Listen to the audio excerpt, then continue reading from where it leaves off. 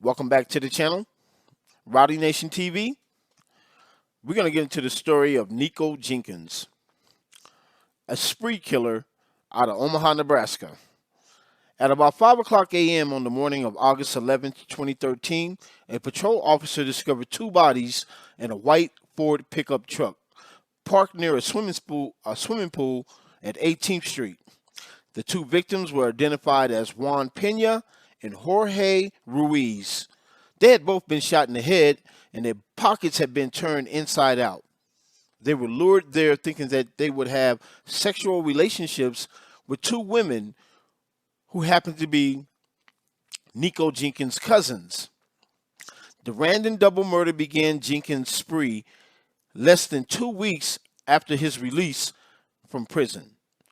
Now that's crazy. This guy did 10 years, was only out 2 weeks, and now he's on a murder spree. Let's get it. On August 19th, around 7 a.m. in the morning, a body of Curtis Bradford was found outside a detached garage at 18th Street by a man returning home from a night shift. Investigators arrived to find two bullet wounds in Bradford's back.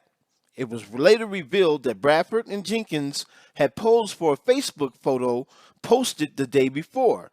Bradford would be the only victim familiar with Jenkins. Now, this guy is a piece of work because this is supposed to be his friend. That's why they say he's familiar with this guy, is because they were in prison together. This is supposed to be his little homie. Now, also, when he committed this murder, his sister was with him. She was the one who first shot Curtis Bradford, and when he didn't die, that's when Nikko Jenkins took the gun and told her, this is how you're supposed to do it. Let's get back to Jenkins' fourth and final victim. Andrea Kruger was discovered on August 21st, about 2:15 in the morning, by a deputy sheriff responding to shots fired. Her body was found lying in the middle of the streets with multiple bullet wounds. Kruger had been returning home from work that night at a bar. She was bartending that night. Now, they followed her from the bar, blocked her off, and drug her out the car and shot her 3 times in the neck, shoulder, and back.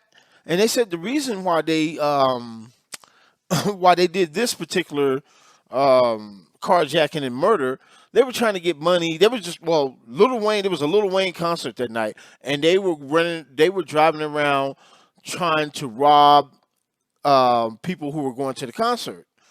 And I guess they happened to come across Andrea Kruger, who also happens to be a mother of 3. Sad story, very sad. I just like to say now that's 4 victims from August 11th to August 21st. He just got out of prison July 30th. That's less than a month, people, and this guy commits 4 murders. How did he get to that point? What in his life? I mean, this, like I said, at 7 years old, he was kicked out of school for bringing a 25 caliber handgun to school. So what could his home life be like, right? So they said Jenkins was born in Colorado to David A. Maggie and Lori Jenkins. So they must have moved, to Omaha, Nebraska when he was fairly young, and known for having a lot of physical abuse and violence in the family. So on August 30th, 2013, Jenkins was arrested on unrelated terrorist threats. By then, evidence against him had mounted. Investigators had the image of a female associate on surveillance footage at a local gun outlet buying the kind of distinct ammunition. So,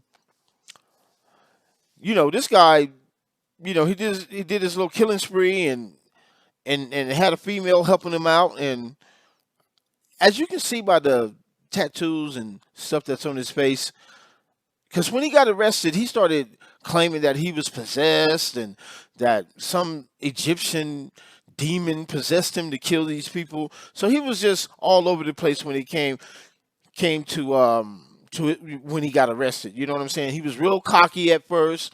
Then he, tried to claim um, um, mental illness. You go from mental illness to being cocky to wanting to represent yourself in the court. Well, at the end of the day, he ended up getting the death penalty. He ended up getting the death penalty, and right now he's sitting on death row in Omaha, Nebraska. Click the like button and subscribe if you like the content that you're hearing. There's a lot more to this story. We're going to get into the early years of Nikko Jenkins because I think it's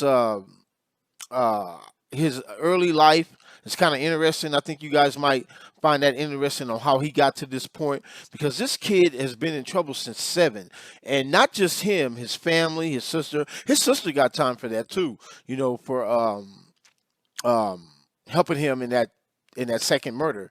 Well, actually, the third murder that he committed. She got time too. Actually, a lot of people got time. We're gonna get into that on the next video. So if you like the content and you like what you hear, click the like button, subscribe to me, help the channel grow, and we're gonna try to get it in 2021. Rowdy Nation TV, and we out.